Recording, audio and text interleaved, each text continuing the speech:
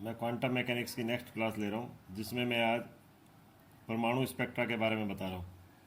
मैंने आपको पिछले वीडियो में बताया था कि नाभिक के चारों ओर इलेक्ट्रॉन एक निश्चित पथ में घूमते हैं। ये बोर का सिद्धांत था, जिन्हें n बराबर 1 2 3 4 5 इस तरह डैश डैश इस तरह दर्शाया जाता है, और ये रिप्रेजेंट करते हैं K L M N O P. आगे इस तरह से शेल को दर्शाते हैं के एल एम एन, यानी के का मतलब हो गया n बराबर 1, इसका मतलब हो गया n बराबर 2, इसका मतलब n बराबर 3, इसका मतलब n बराबर 4, इस तरह से।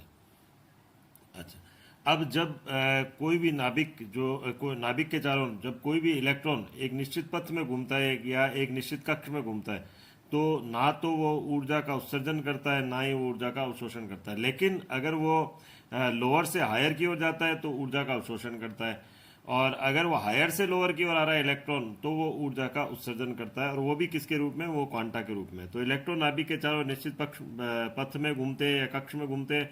इलेक्ट्रॉन का संक्रमण नहीं होता, परंतु एक कक्ष से दूसरे कक्ष में स्थानांतरण होने पर ऊर्जा का विनिमय क्वांटा के रूप में होता है। ये मैं पिछले वीडियो में भी बता चुका हूँ और अभी भी इसमें ये वापस आ गया। अब इसके फलस्वरूप हमें क्या होते हैं? स्पेक्ट्रा प्राप्त होते हैं। स्पेक्ट्रा ये इस प्रकार से होते हैं। ये अगर मान लो n बराबर 2 3 4 से n बराबर 1 की ओर ट्रांजिशन हो रहा है, यानी कि n बराबर 1 है, ये n बराबर 1 हो गया, तो 1 की ओर ये 1 हो गया, ये 2 हो गए, ये 3 हो गया, ये 4 हो गया, 5 हो गया और 6 हो गया। तो अगर मान लो n बराबर 2 3 4 5 6 इन सब से 1 की ओर ट्रांजिशन हो रहा है, तो जो उत्सर्जन एनर्जी होगी वो हमें स्पेक्ट्रल लाइन के रूप में मिलेगी, और वो जो स्पेक्ट्रल लाइन होगी वो उसे हम किसके रूप में दर्शाते हैं? उसे हम बोलते हैं लाइमन सीरीज या लाइमन श्रेणी कहते हैं। और वो ये जो क्षेत्र होता है ये यूवी का क्षेत्र होता है। अब अगर मान लो ये सारा जो ट्रांजिशन है एन अब की बार n बराबर 2 पर हो रहा है, यानी हायर से अब की बार n1 बराबर 2 पर हो रहा है, n2 बराबर 3 4 5 से n1 बराबर 2 पर, यानी यहाँ पर। तो ऐसी स्थिति में जो स्पेक्ट्रल लाइन हमें प्राप्त होगी, जो ऊर्जा का उत्सर्जन होगा और उसके फलस्वरूप जो स्पेक्ट्रा प्राप्त होगा, वो बामर सीरीज के रूप में होगा। ये रहा बामर सीरीज। और इसी प्रकार से अगर ये मान लो आपकी बारी n बराबर 3 पर हो रहा है ट्रांजिशन, ये n बराबर 3 पर ट्रांजिशन हो रहा है वो इस स्थिति में जो ऊर्जा का उत्सर्जन होगा वो पास्टन श्रेणी के रूप में होगा। तो यहाँ पर जो स्पेक्ट्रा हमें प्राप्त होगा, और ये हमें IR क्षेत्र में मिलेगा। इस तरह से हमने यहाँ लिख रखा है, यूवी क्षेत्र में, फिर विजिबल में, फिर IR में, फिर IR में, फिर IR में, लाइमन, बामर, पास्टन, ब्रैकेट, फुंड। और ये यहाँ पर हमने ये इस तरह से लिख रखा है कि n बराबर 1 पर अगर ट्रांजिशन हो रहा है, n बराबर 2 पर हो रहा है, n बराबर 3 पर, n बराबर 4 पर हो रहा है, n बराबर 5 पर। अब यहाँ हम ले रहे हैं n कक्ष की ऊर्जा को किस प्रकार से निर्धारित कर सकते हैं। अभी हमने कहा था कि ये 5 तरह की हमें श्रेणियां प्राप्त होती है, और तो हम n कक्ष की ऊर्जा का परिकलन या उसका कैलकुलेशन किस प्रकार से कर सकते हैं। तो हमने कहा कि टोटल एनर्जी हमें पता है कि E बराबर किसकी होती है? हाफ mv² प्लस यानी कि kinetic energy plus potential energy V। अब चूंकि हमें ये पता है कि ये यहाँ पर चूंकि नाभिक पर जो आवेश है वो है प्लस Ze, और इलेक्ट्रॉन पर आवेश कितना कर दिया हमने? माइनस E, और इनके बीच का डिस्टेंस हमने R से दिखा दिया। तो पोटेंशियल एनर्जी किसके बराबर हो गया, यानी V किसके बराबर हो गया? माइनस Ze² बाय R के। अब यहाँ हमने ये फॉर्मूला रख दिया।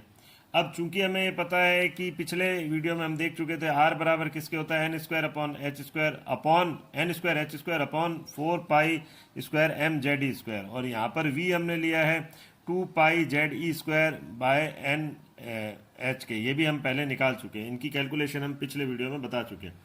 अब इन दोनों का R का और ये वेलोसिटी का है, तो R का मान यहाँ पर रखेंगे, ये रहा R का मान यहाँ पर रखेंगे, और V का मान हमने यहाँ रख दिया। तो इन दोनों के मान जब हमने रखे, तो हमें जब इनको हम सॉल्व करेंगे, ये बिल्कुल सिंपल कैलकुलेशन ही है, ये हमने इसको सॉल्व करा तो हमारे पास ये फॉर्मूला प्राप्त हुआ, यानी ये हो गई n कक्ष की ऊर्जा। तो इस प्रकार से हमने n कक्ष की ऊर्जा का निर्धारण कर लिया। अब होता क्या है कि अगर हमें मान लो निकालना है, जब हमने भी कहा है कि जो इलेक्ट्रॉन है वो हायर से लोअर की ओर आ रहा है या लोअर से हायर की ओर जा रहा है, तो हमने यहाँ पर कहा कि अगर मान लो वो हायर से लोअर की ओर आ रहा है, तो ऐसे में हमें स्पेक्ट्रा मिल रहा था।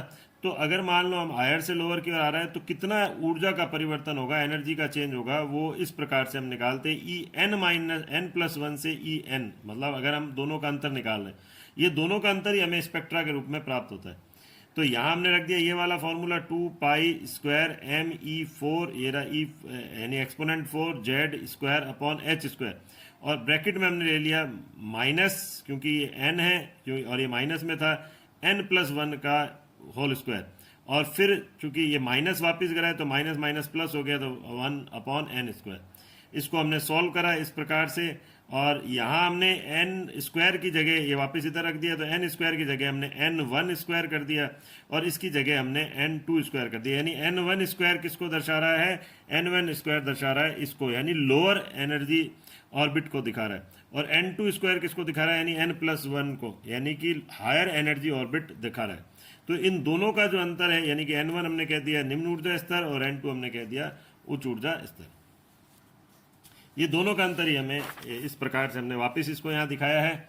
ये रहा, चूंकि हमें पता है ये प्लांक इक्वेशन है, और यहाँ न्यू की जगह हमने c/λ रखा, और ये जो वैल्यू है यहाँ पर hc/λ, ये यहाँ पर हमने इसकी जगह पर रख दी, डेल्टा ई की जगह रख दी हमने, और तो ये hc/λ, और 2 पाई स्क्वायर, ये वापस हमने वही फार्मूला रखा, ये हमारे पास फार्मूला था, ये अभी हमने पिछले में बताया ही था, 2 pi square ME4 Z square, ये एच स्क्वायर, और ब्रैकेट में 1/n1 square minus 1/n2 square, तो हमने ये यहाँ पर रख दिया, और ये दोनों को बराबर करा। अब चूंकि हमें 1/λ निकाला है, तो हमने hc को नीचे ले गए, और ये hc यानी h³ हो गया, और c जो है वो इधर की तरफ रख दिया। तो यहाँ हमने इसको सॉल्व करा, बिल्कुल सिंपल। इस पूरे को हमने किसके बराबर मान लिया, RH के, इसको बोलते हैं रिडबर्ग कांस्टेंट, और इसका जो मान आता है वो आता है 109737 सेंटीमीटर इनवर्ट। अब आपसे जैसे मान लो क्वेश्चन पूछा जाता है कि अगर आपसे कहा जाए कि n=2 से n=3, यानी कि 2 से 3 के लिए आप ऊर्जा परिवर्तन निकालो, या आपसे कह दे कि ऐसी स्थिति के लिए आप 1/λ का मान निकालो, या आपसे कह सकते हैं कि तरंग संख्या का मान निकालो, तो आपको रिडबर्ग कांस्टेंट का मान तो पता ही है। 2 की जगह n1 की जगह आप क्या रख दोगे, 2 का स्क्वायर हो जाएगा यहाँ पर, और n2 की जगह आप क्या रख दोगे, 3 का स्क्वायर। तो इसको आप सॉल्व करोगे, ये आंसर जरूर माइनस में आएगा, नेगेटिव में आएगा, तो वो एनर्जी रिलीज हो गई, वो उस चीज़ को दर्शा रहा है। अब बोर सिद्धांत की उपयोगिता क्या है, बोर सिद्धांत में सबसे बड़ी उपयोगिता ये है कि इलेक्ट्रॉन का स्थानांतरण एक कक्ष से दूसरे कक्ष में होता है, तो ऊर्जा का विनिमय क्वांटा के रूप में होता है। इसका मतलब ये क्वांटम सिद्धांत की व्याख्या करता है, ये जो क्वांटम सिद्धांत है उसको ये प्रूव करता है। दूसरा, ये R, V और E के निर्धारण में उपयोगी है, यानी कक्ष के रेडियाई, उसकी वेलोसिटी और उसकी ऊर्जा के निर्धारण में उपयोगी है। साथ ही जब RH का मान इसके अनुसार निकाला गया, तो वो भी प्रायोगिक मान के अनुरूप ही प्राप्त होता है।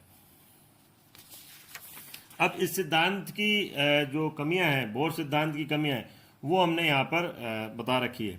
जैसे एक तो है कि ये जो सिद्धांत है एक इलेक्ट्रॉन तंत्र की व्याख्या करता है, यानी जैसे हाइड्रोजन परमाणु के लिए, He+ के लिए, Li+2 के लिए, तो ये एक इलेक्ट्रॉन तंत्र की व्याख्या करता है। इनमें सब में एक इलेक्ट्रॉन है, केवल उसी की व्याख्या कर रहा है। दूसरा, चूंकि हमने कहा है, हमने ये सिद्धांत में कहा था कि कोणीय संवेग होता है h/2 पाई का पूर्ण गुणज होता है, परंतु कुछ स्थितियों में इस संबंध का पालन भी नहीं होता। तीसरा, हमने कहा था परमाणु द्वारा रेखीय स्पेक्ट्रम हमने कहा था दर्शाया जाता है, परंतु संवेदनशील सूक्ष्मदर्शी द्वारा जब देखा जाता है तो एक रेखा कई सूक्ष्म रेखाओं का समूह होती है, जिसकी व्याख्या भी सिद्धांत द्वारा नहीं की गई। अनिश्चितता सिद्धांत का हम पहले ही बता चुके हैं कि अनिश्चितता सिद्धांत यानी कि जहाँ पर हमने पिछले में बताया था, अनिश्चितता सिद्धांत होता है कि वेग और स्थिति को एक साथ एक ही समय पर ज्ञात नहीं किया जा सकता, लेकिन हमने ये भी प्रूव कर दिया था कि इस बोर सिद्धांत इसकी व्याख्या नहीं कर पाता, यानी अनिश्चितता सिद्धांत को भी नहीं समझाया जा सका। और फिफ्थ जो इसकी लिमिटेशन है, बोर सिद्धांत की कमी है, वो ये है कि अगर विद्युत और चुंबकीय क्षेत्र में रखा जाए तो हम देखते हैं कि स्पेक्ट्रल रेखाएं कई सूक्ष्म रेखाओं में विभाजित हो जाती है, जिससे क्रमशः स्टॉर्क और जिमान प्रभाव कहा जाता है।